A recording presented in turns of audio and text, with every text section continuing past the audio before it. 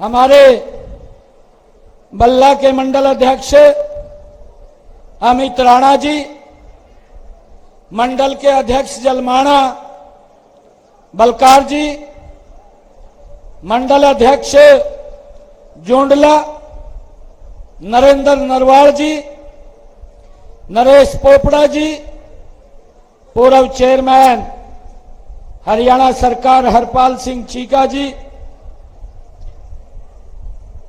हमारे गुरुद्वारा प्रबंधक कमेटी के प्रधान सरदार भूपेंद्र सिंह जी, गुरुद्वारा प्रबंधक कमेटी के सचिव सरदार गुलाब सिंह जी, जिला के महामंत्री सुनील गोयल जी, सोहन सिंह राणा जी, श्रीमती सुनीता राणा जी, सज्जन अत्री जी, ब्रिजलाल ठक्कर जी और हमारे बलजीत तोलन जी, राजेंद्र आर्य जी, हमारे मोर्चों के माननीय अध्यक्षगण, सभी पार्टी के हमारे पदाधिकारी, आज मेरा ये परम सौभाग्य है कि असंध की सरदारी के बीच में आज आप सबका इस जन आशीर्वाद रैली के माध्यम से मैं अपनी पार्टी के लिए और स्वयं अपने लिए आप सबका आशीर्वाद लेने के लिए आया हूं। और मुझे पूर्ण विश्वास है यह असंध की सरदारी का पूर्ण विश्वास है 4 अक्टूबर को भरपूर आशीर्वाद ये असंध की सरदारी का भारतीय जनता पार्टी को मिलने वाला है। भाइयों, आप इतनी संख्या में आए हैं, मैं देख रहा हूं जहां भी मेरी नजर जा रही है सिर ही सिर नजर आ रहे हैं। मैं भाइयों आप सब युवा साथियों का जो जोश देख रहा हूं, आप सबका जो उत्साह देख रहा हूं, भाइयों आप सबका जोश और उत्साह इस बात के ऊपर मोहर लगा रहा है और मेरा भी विश्वास बढ़ा रहा है कि हरियाणा में तीसरी बार भारतीय जनता पार्टी की सरकार बननी तय है। भाइयों, आप सबको इतनी भारी संख्या में हमारी मातृशक्ति भी, हमारे बुजुर्ग भी, हमारे युवा साथी भी यहां पधारे हैं। आप सबको दोनों हाथ जोड़ करके मैं राम राम करता हूं, आप सबको सत श्री अकाल करता हूं।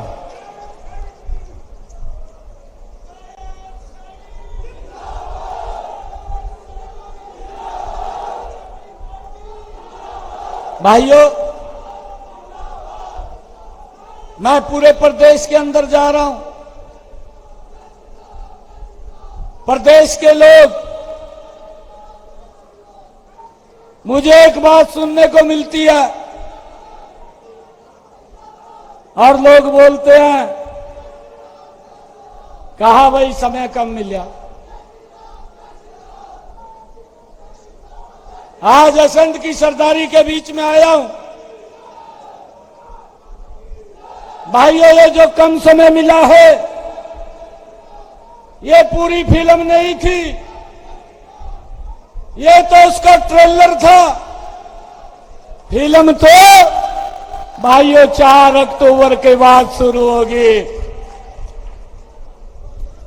मैं कांग्रेस के लोगों को, भूपेंद्र हुड्डा को यह कहना चाहता हूं, जो ये बोल रहा है वो बोलता है कहा ये तो घोषणा करने पे लगा हुआ है। हुड्डा साहब, जितनी भी बातें कही हैं वो पत्थर पे लकीर है और वो बातें वो कैबिनेट की बैठक बुला करके उनको अमल में उतारने का काम ये हमारी सरकार ने किया है। आप कह रहे हैं घोषणाएं हैं, मैं तो आपको ये कह रहा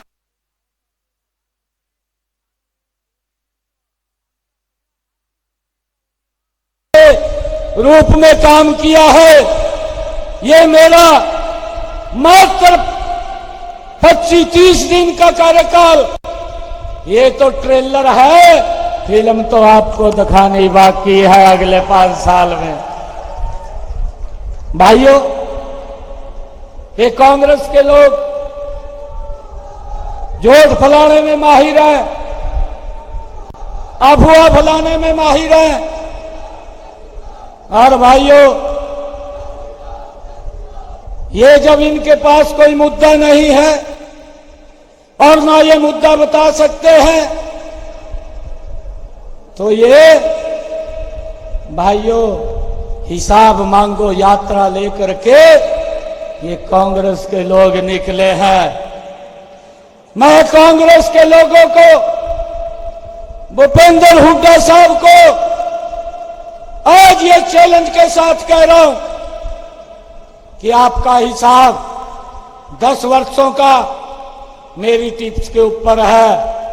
अरे कुछ कामों के बारे में भी बताए देगा, खाली हिसाब मांगदा ना फिर तन्ने क्या करे उसके बारे में भी बताए दे।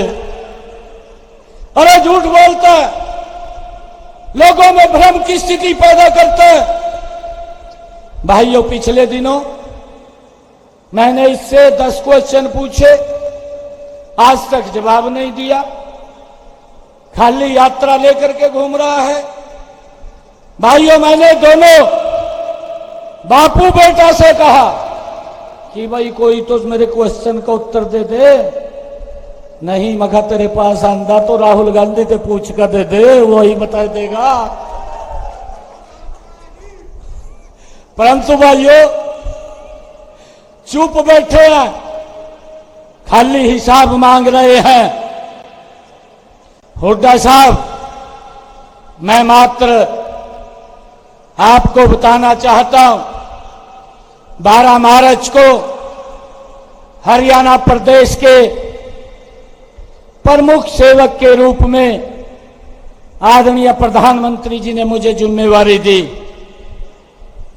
और 16 मार्च को मैंने विधानसभा में विश्वास हासिल किया और उसके तुरंत बाद हरियाणा में पूरे देश में कोड ऑफ कंडक्ट लग गया। भाइयों, 6 जून को कोड ऑफ कंडक्ट हटा। मैं आपको 10 वर्ष का नहीं, मैं आपको मात्र अपने इस छोटे से कार्यकाल का हिसाब मैं असंध की जनता को बताना चाहता हूं। आप निर्णय करेंगे कि सरकार किस प्रकार से मिशन मोड के अंदर काम कर रही है। मैं इनसे पूछना चाहता हूं कि आपका 10 वर्ष का कार्यकाल रहा और मैंने आपसे क्वेश्चन पूछे कि मेरे इन सवालों का जवाब दे। कांग्रेस का कोई भी व्यक्ति जवाब देने के लिए तैयार नहीं है। जैसे मुंह के अंदर दही जम गई हो, खुलने के लिए तैयार ही नहीं है।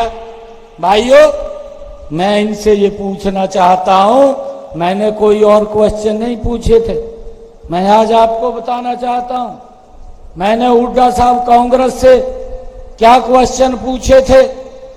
मैंने तो ये भी कहा है कि वही रणदीप सुरजेवाला तय आकर के बटन खोल कर खड़े हो जा, तय ही बता दे, तन्ने तो मड़ाई खाई है हुड्डा के साथ उस सरकार के अंदर, तेरे को भी मालूम होगा कि भाई हमारी सरकार क्या क्या काम कर रही थी। मैं ये क्वेश्चन पूछ रहा हूं। नौकरियां पर्ची खर्ची के ऊपर दी जाती थी, मैंने पूछा है कि युवाओं का क्या कसूर था, उसके ऊपर भी थोड़ा बताने का काम करें।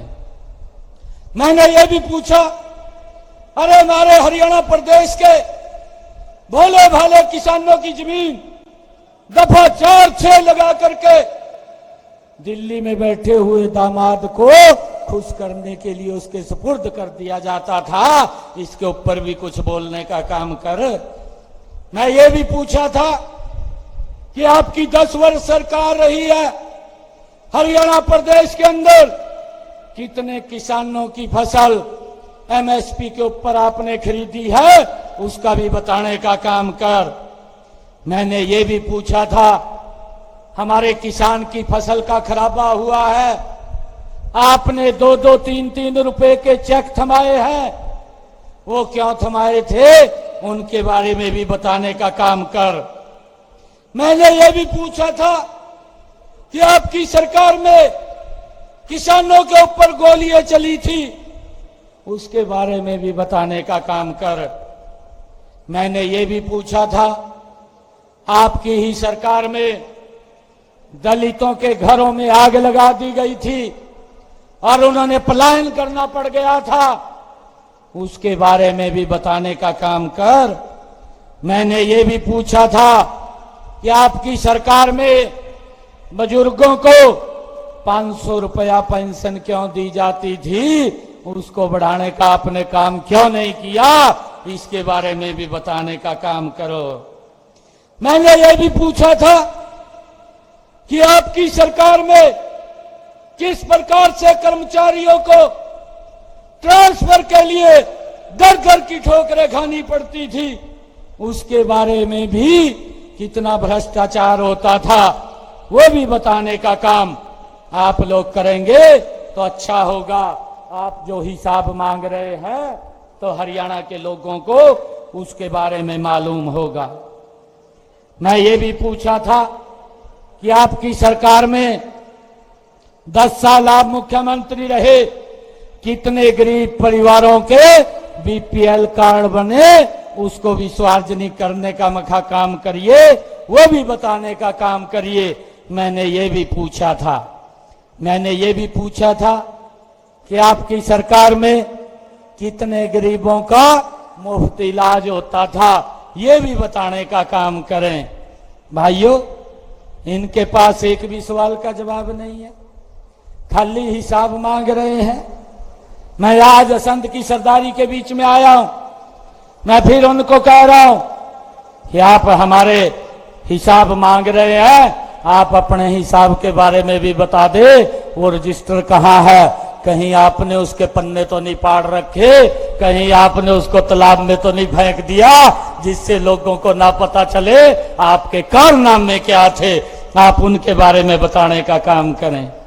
भाइयों, मैं आप लोगों का आज यहां पर आशीर्वाद लेने के लिए आया हूं।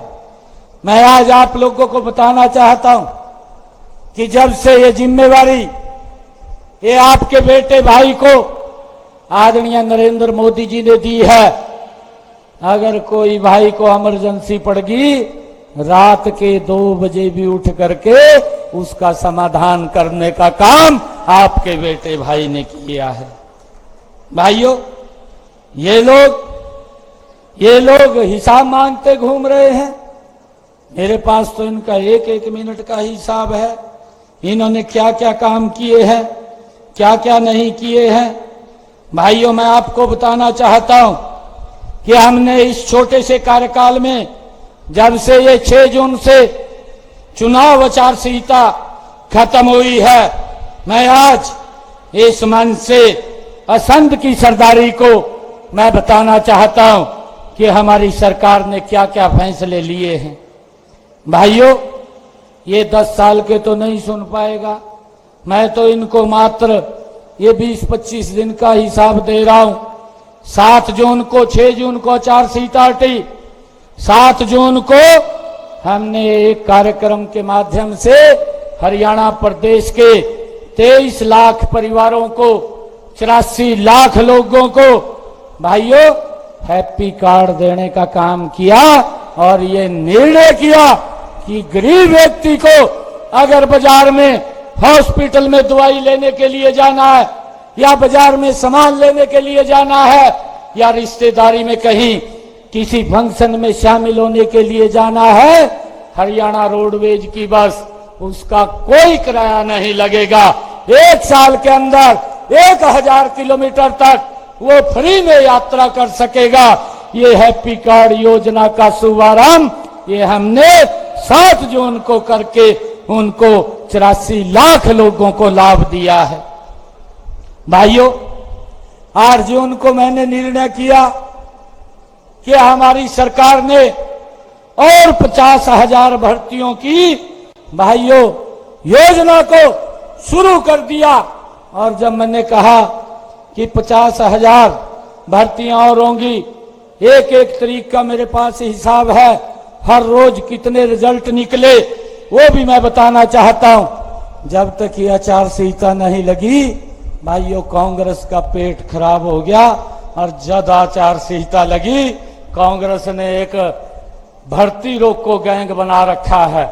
और वो भर्ती रोको गैंग तुरंत जाकर के चीफ इलेक्शन ऑफ इंडिया के पास पेश हो गया।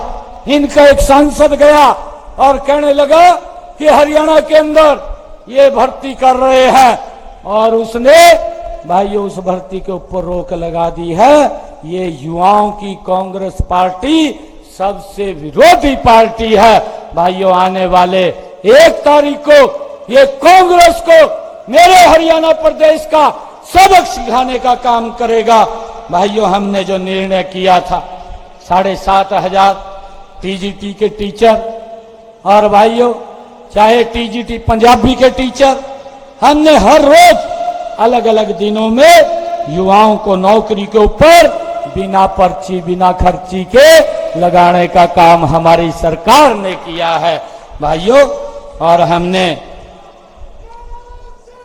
9 तारीख को भाइयों 9 तारीख को हमारी सरकार ने निर्णय किया हरियाणा प्रदेश की जितनी भी एससी और बीसी समाज की चौपालें थी उनके नवीनीकरण के लिए, उनके सुदृढ़ीकरण के लिए हमारी सरकार ने 118 करोड़ रुपया उन तक पहुंचाने का काम एक बटन से किया है, ताकि वो अपनी धर्मशालाओं का नवीनीकरण कर सकें। भाइयों, हमारी सरकार ने 10 जून को जो निर्णय किया है, 10 जून को ये निर्णय किया कि भूपेंद्र सिंह हुड्डा ने 100-100 गज के प्लाट तो बोल दिया, परंतु ना कागज थे ना कब्जा था, लोग घूम रहे थे। मैंने अधिकारियों को कहा और डेट को तय कर दिया कि मैं 10 तारीख को मैं इन लोगों के बीच में जाऊंगा और जाकर के उनको कागज भी देने का काम करेंगे और कब्जा भी देने का काम करेंगे। मुझे ये खुशी है कि जो लोग घूम रहे थे ऐसे लोगों को 20,000 हरियाणा प्रदेश के लोगों को एक समय के अंदर बुला करके मैंने 10 जून को कागज भी देने का काम किया और कब्जा भी देने का काम वो हमारी सरकार ने किया है। और इसको मैंने आगे भी खोलने का काम किया है कि जिन परिवारों के पास जमीन नहीं है उन लोगों को भी 100-100 गज का प्लाट देने का काम ये हमारी सरकार करेगी। भाइयों, 17 जून को मैंने एक और कार्यक्रम किया और वो कार्यक्रम था हरियाणा प्रदेश के जिन परिवारों का 2 किलोवाट का बिजली का कनेक्शन था उसका सारा का सारा सरचार्ज वो माफ करने का काम वो हमारी सरकार ने एक कलम के अंदर किया है। और भाइयों, अब किसी का जितना यूनिट खर्च करेगा उतना ही बिल आएगा। अगर वो परिवार कहीं घूमने के लिए जाता है, कोई यूनिट खर्च नहीं करता, उसका बिल 0 होगा। ये निर्णय हमारी सरकार ने किया है। भाइयों, हमने 18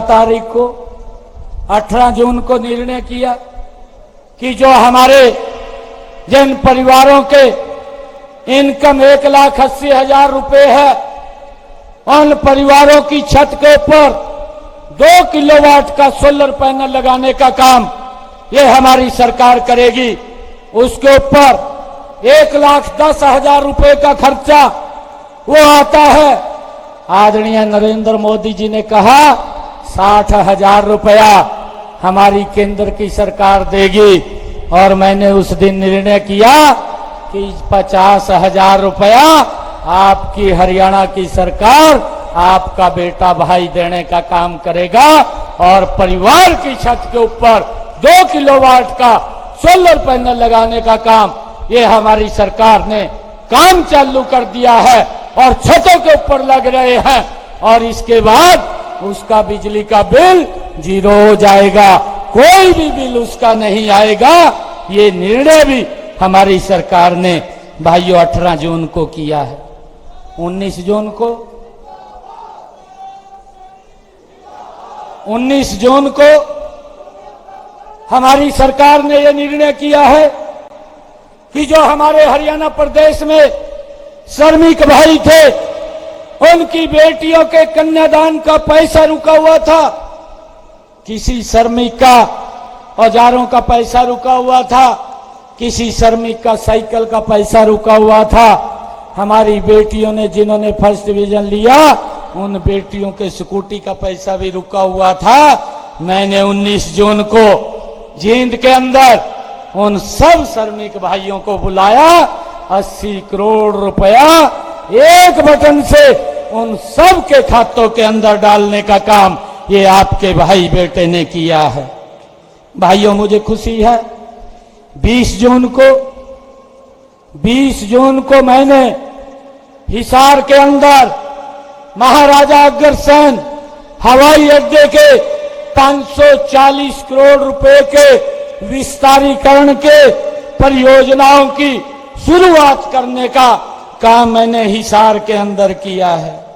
भाइयों, मुझे ये भी खुशी है 21 जून को आपके बेटे भाई ने भिवानी में मेरे वो किसान भाई जिनका फसल के खराबे का पैसा रुका हुआ था, ऐसे 49,000 मेरे किसान भाई थे, एक बटन से 133 करोड़ रुपया उनके खाते के अंदर पहुंचाने का काम ये आपके भाई ने किया है।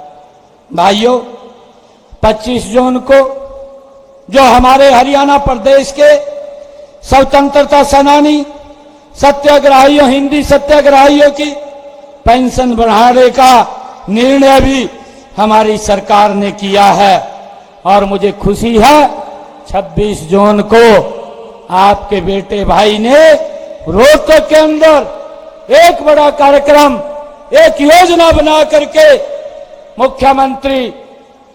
मुख्यमंत्री अंत्योदय परिवार योजना, भाइयों इस योजना के माध्यम से हमने 14 शहरों के जो पहले फेज के अंदर काम किया है, 15,250 लोगों को घरों के कागज सौंपने का 30-30 गज के प्लाट देने का काम ये आपकी सरकार ने किया है। भाइयों, मुझे ये खुशी है आज आप लोगों के बीच में बताते हुए कि 29 जून को हमारी सरकार ने यह निर्णय किया कि जो हमारे ओबीसी समाज के भाई थे, उनकी क्रीमी लेयर की व्यवस्था वो 6 लाख थी, हमने उसको बढ़ा करके 8 लाख रुपए करने का निर्णय किया, जिससे हमारे ओबीसी समाज के भाइयों को उसका लाभ मिल रहा है। भाइयों, 30 जून को मैंने एक समय के अंदर 75,330 बुजुर्गों की एक समय के अंदर पेंशन लगाने का काम ये आपके भाई बेटे ने किया है। भाइयों, 2 जुलाई को हमने हरियाणा प्रदेश के सभी सरपंच साहिबान को बुलाया और उनकी एक मांग थी कि हम विकास के कार्य 5 लाख रुपए तक करा सकते हैं, इसको बढ़ाना चाहिए। हमने उनकी मांग को स्वीकार करते हुए उसको 21 लाख रुपए तक करने का निर्णय हमने 2 जुलाई को लिया, और ताकि वो गति से अपने गांव का विकास करवा सके। भाइयों, 17 जुलाई को हमने पिंजौर की एशिया की सबसे बड़ी एप्पल मंडी का उसका उद्घाटन किया। 18 जुलाई को हमने निर्णय किया कि जो हमारे अग्निवीर है, जिसके ऊपर कांग्रेस दुष्प्रचार करती घूम रही है, हमारी सरकार ने, कैबिनेट ने यह निर्णय किया कि कोई भी अग्निवीर जब 4 साल पूर्ण करके आएगा, हरियाणा सरकार उसको सरकारी नौकरी देने का काम ये हमारी सरकार करेगी। भाइयों, उसके अंदर 10% के आरक्षण का प्रावधान भी हमने हर नौकरी के अंदर किया है। भाइयों, 20 जुलाई को हमने गुरुग्राम फरीदाबाद कचरे से बिजली बनाने के प्लांट की घोषणा की है, उसका MOU साइन किया है। और 4 अगस्त को मेरे हरियाणा प्रदेश के किसानों के अंग्रेजों के समय से अभियाना लग रहा था, और वो अभियाना लगभग 133 करोड़ रुपया उनके ऊपर उसका कर्ज के रूप में था। हमने भाइयों 4 अगस्त को ये निर्णय किया कि ये पूरा का पूरा अभियाना तो हम खत्म करते हैं। 133 करोड़ रुपया हमने किसानों के उस अभियान को समाप्त किया है, और ये भी घोषणा की कि आगे से ये अंग्रेजों के समय का अभियाना ये लगेगा नहीं, उसको भी जड़ से हमने खत्म करने का निर्णय हमारी सरकार ने लिया है। भाइयों, 8 अगस्त को हमारी सरकार ने HKRN के जो कर्मचारी थे, भाइयों, उनको एक कलम से 1,20,000 कर्मचारियों को उन सुरक्षित और पक्का करने का काम ये आपकी सरकार ने किया है। भाइयों, 9 तारीख को हमारी सरकार ने 7500 जो TGT के टीचर थे, उनको एक समय के अंदर ज्वाइनिंग लेटर देने का काम भी ये आपकी सरकार ने किया है।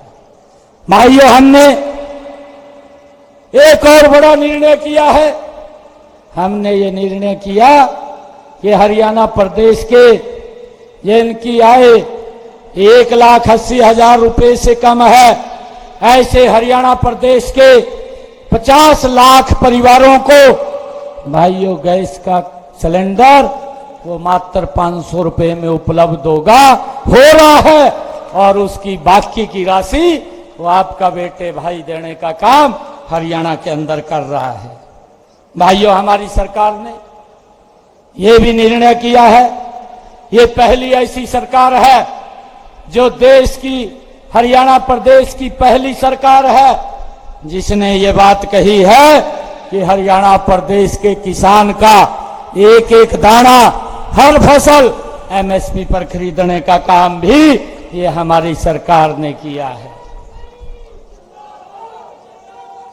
भाइयों, हमारी सरकार ने यह भी निर्णय किया है, अब की बार बरसात कम हो रही है और उस बरसात के कारण किसान के खर्चे बढ़ रहे हैं, परंतु हरियाणा में किसान हितैषी एक गरीब किसान का बेटा भाइयों हरियाणा के अंदर मोदी जी ने जिम्मेवारी दे करके भेजा, और हमारे कैबिनेट ने बैठ करके निर्णय किया कि भाई किसान के खर्चे को कम करना चाहिए, और हमने ये निर्णय किया कि प्रति एकड़ के हिसाब से 2,000 रुपया डायरेक्ट किसान के खाते के अंदर पहुंचाने का काम ये हमारी सरकार ने किया है। हमने पहली किस्त 525 करोड़ रुपए की वो जारी की है। चुनाव आचार संहिता हटते ही ये पैसा पहुंचाने का काम ये हमारी सरकार करेगी। भाइयों, मैंने जो काम किए हैं, अभी और भी बहुत सारे ऐसे काम हैं जो लगातार हर रोज एक मिशन मोड के अंदर हमारी सरकार ने भाइयों किए हैं। मैं आपको बताना चाहता हूं, एक दिन के अंदर हरियाणा प्रदेश के अंदर 3,400 करोड़ रुपए के विकास कार्यों के शिलान्यास और उद्घाटन करने का काम भी इन्हीं समय के अंदर ये हमारी सरकार ने किया है। भाइयों, जब मैं गांव-गांव के अंदर, जब मैं हर विधानसभा क्षेत्र के ऊपर मैं जा रहा हूं, तो लोगों का जोश, लोगों का उत्साह आज इस बात को, मेरे विश्वास को बढ़ा रहा है। 4 तारीख को तीसरी बार भारतीय जनता पार्टी की सरकार बड़े मैंडेट के साथ भाइयों हरियाणा प्रदेश के अंदर आ रही है। भाइयों, मैं आपको बताना चाहता हूं, पिछले 10 वर्षों में असंध विधानसभा के अंदर जो हमारी सरकार ने काम किए हैं, मैं आपको बताना चाहता हूं। असंध में स्थित कॉलेज का नाम 10वीं पातशाह श्री गुरु गोविंद सिंह जी महाराज के छोटे बेटे बाबा फतेह सिंह जी के नाम पर रखा गया है। ये भी निर्णय हमारी सरकार ने लिया है। नहीं तो भाइयों, बापू बेटे के नाम से ही, अपने परिवार के बुजुर्गों के नाम से ही इनका नाम रखते थे। जो हमारे महापुरुष हैं, महापुरुषों की अनदेखी की जाती थी। भाइयों, ये हमारा इतिहास है। जब इस कॉलेज के अंदर हमारे बच्चे पढ़ने के लिए जाएंगे तो भाइयों,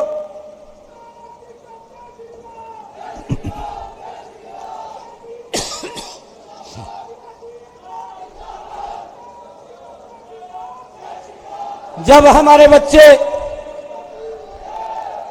उस कॉलेज के अंदर पढ़ने के लिए जाएंगे, भाइयों, उनको जब उस इतिहास के बारे में, उस नाम से पता चलेगा कि हमारा ये ऐसा गौरवशाली इतिहास रहा है,